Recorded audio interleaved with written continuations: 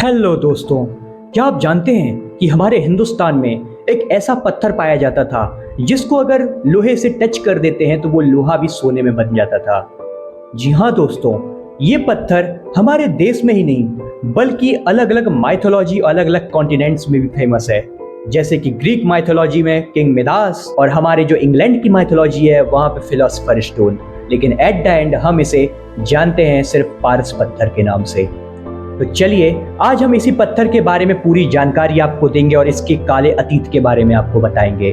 तो प्लीज इस वीडियो को एंड तक जरूर देखिएगा और हाँ, अगर आप इस चैनल पर नए हैं तो प्लीज इस चैनल को सब्सक्राइब जरूर कर दीजिएगा और वीडियो को लाइक जरूर कर देना दोस्त। तो चलिए बिना किसी देरी के शुरू करते हैं।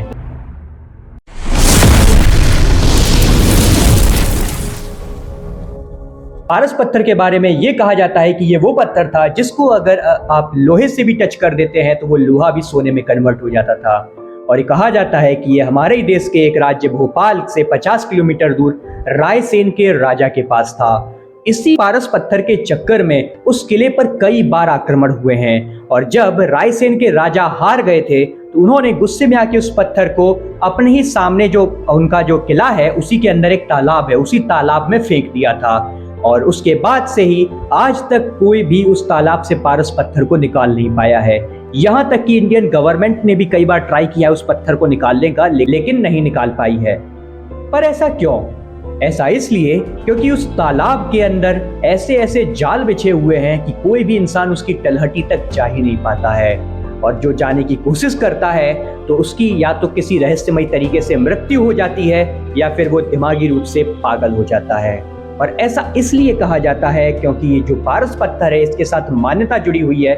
ये पत्थर हमारे धरती का है ही नहीं, ये जिन्नों की दुनिया से आया हुआ है। इसकी एक छोटी सी कहानी मैं आपको सुनाता हूँ। क्या था कि एक गांव में पुराने जमाने में एक बाबा जी गए थे। उन्होंने क्या किया कि उस गांव में एक पूजा थी तो वहां पे पूजा में बैठ गए और उन्होंने पूजा करवाई।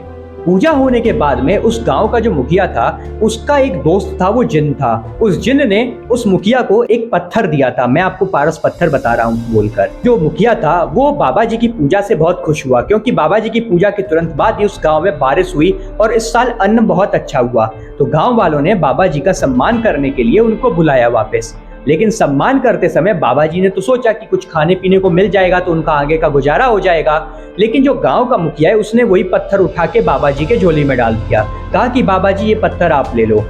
अब बाबा जी को तो पता नहीं था कि वो पारस पत्थर है, तो उन्होंने गुस्से में कहा कि मेरे इतना करने के बावजूद भी मुझे आज तुमने ये पत्थर दे दिया है, लो ये पत्थर तुम ही रख लो। तो उन्होंने क्या किया, वो पत्थर उठाया और डायरेक्ट नदी में फेंक दिया। वो नदी थी नर्मदा नदी। ये पॉइंट आप ध्यान रखिएगा। उसी नदी में एक लोहे का पुल बना हुआ था। जैसे ही वो पत्थर नदी में गिरता है और टकराता है उस लोहे के पुल से, वो पुल तुरंत सोने का बन जाता है। ये देखते ही बाबा जी की आंखें फटी की फटी रह जाती हैं। वो कहते हैं कि अरे ये इतनी कीमती चीज तुमने मेरे हाथों में दे दी थी और मैंने इसको बताओ फेंक दिया नदी में। तब उन्होंने कहा कि इसको निकाल सकते हैं क्या, लेकिन जब उन्होंने कोशिश की तो फिर वो पत्थर मिला ही नहीं उन्हें। वो नदी में कहां चला गया ये आज तक किसी को नहीं पता चला। पर बाद में वही पत्थर आगे बढ़ते हुए रायसेन के महाराज के पास पहुंचा और वो फिर आगे की कहानी तो आप जानते ही हैं कि कैसे उनके किले पर कई बार हमला हुआ इसी पत्थर को पाने के लिए और एट द एंड उन्होंने इस पत्थर को पानी में फेंक दिया था अपने तालाब में। लेकिन कहा जाता है कि इस पत्थर की निगरानी अभी भी जिन्न करते हैं। यानी कि अगर कोई भी आदमी उस पत्थर को निकालने का ट्राई करता है तो उसके कान में एक अजीब सी आवाज आती है।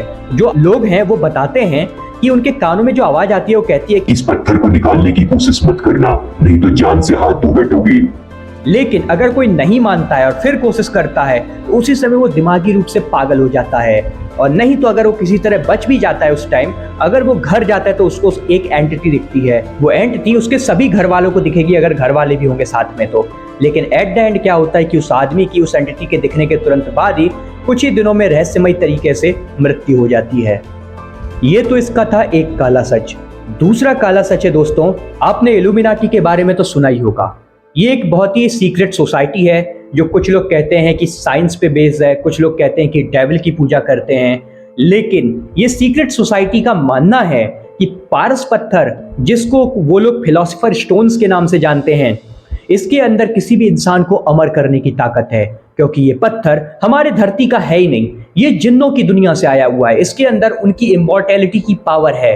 तो अगर वो इस पत्थर को हासिल कर लेंगे तो वो अपने आप को अमर कर सकते हैं और दुनिया पर राज कर सकते हैं। और इसके पीछे सिर्फ इल्यूमिनाटी ही नहीं, बाकी 2 और भी सीक्रेट सोसाइटीज हैं वो पीछे पड़ी हुई हैं, लेकिन उनके बारे में मैं आपको दूसरी वीडियो में बताऊंगा। तो प्लीज इस चैनल को सब्सक्राइब करना मत भूलना। अब हम एक कहानी जानते हैं या एक पहलू पर बात करेंगे कि जो पारस पत्थर है, इसके अगर आप डॉट्स को जोड़ेंगे, जैसे कि हमारे जो ग्रीक माइथोलॉजी है उसमें किंग मिदास के बारे में आपने सुना होगा, वो राजा जो किसी भी चीज को छूते ही सोने में बदल देता था, लेकिन एट द एंड वो खुद सोने का बन गया था। उसके अंदर भी वही सेम पावर थी जो पावर हमारे फिलोसोफर स्टोन यानी कि पारस पत्थर के अंदर है। तो आप ये अंदाजा लगा सकते हैं कि शायद ये पत्थर उसी का ही पार्ट हो, या फिर सेम जिन्न ने उसको भी वही पावर दी हो जो पावर इस पारस पत्थर के अंदर है। और वही इंग्लैंड की माइथोलॉजी में जो फिलोसोफर स्टोन है, इसका भी वहां पे कई बार जिक्र हुआ है, उनकी जो भी कहानियां और मिथ्स हैं। तो आप ये भी अंदाजा लगा सकते हैं कि अगर आप डॉट्स को जोड़ेंगे कि अगर आप पहले जाएंगे ग्रीक से जाएंगे आप इंग्लैंड, और इंग्लैंड से वापस आते हैं आप यूएसए, और यूएसए से आने के बाद अगर तुरंत आप आते हैं इंडिया, तो आप देखेंगे कि एक हमारे पास ट्रायंगल बन रहा है। और ये ट्रायंगल सच में बहुत ज़्यादा ही रहस्यमयी है, क्योंकि पारस पत्थर अगर हिंदुस्तान में पाया जाता तो ये सिर्फ कहानी हिंदुस्तान में लिमिटेड होती, लेकिन ये कहानी दुनिया भर में फैली हुई है। मतलब एक नहीं, कई सारे पारस पत्थर पहले जमाने में मौजूद थे, लेकिन ये सब अचानक से गायब कहाँ हो गए, ये आज भी एक मिस्ट्री बनी हुई है। इसका जवाब आज तक शायद कोई नहीं खोज पाया है और शायद फ्यूचर में भी ना खोज पाए। मैं आपसे बस यही पूछना चाहूंगा कि अगर आपको पारस पत्थर मिलता है तो आप क्या करेंगे?